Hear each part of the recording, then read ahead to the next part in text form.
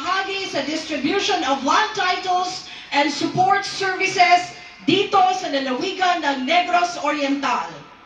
Para sa panimulang bahagi ng ating programa, inaanyayahan po natin si Governor Manuel Sagarperia upang magbigay ng kanyang pambungad na talumpati.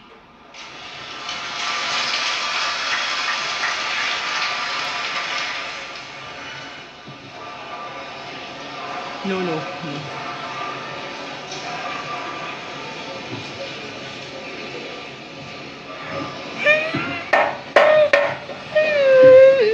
Ano ba ito? Hello? Okay. Your Excellency, President Ferdinand Romualdez Marcos Jr.,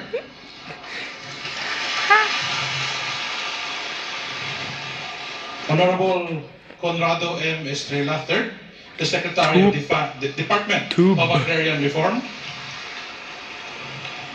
Mr. Leomides R. Villarreal, Regional Director of the Department of Agrarian Reform for Region 7, distinguished public officials, government workers, members of the Department of Agrarian Reform, local government units representatives, mayors, agrarian reform beneficiaries, ladies and gentlemen, maayong umaga po sa inyong lahat.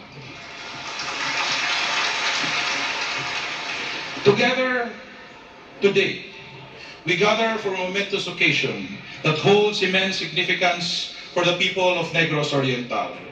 For many years and decades, countless farmers in our province really starts from the defense, pressure defense of both teams. Kanina, it was Rizal taking advantage of that.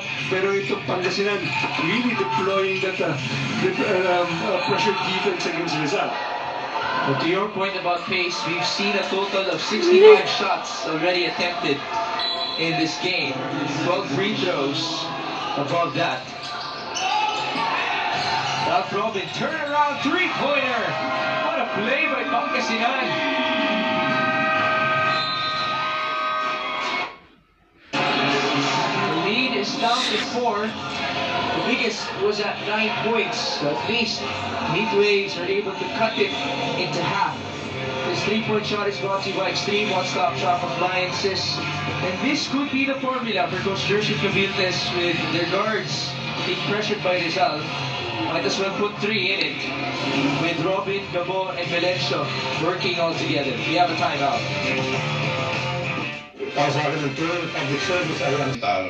I also wish to acknowledge the presence of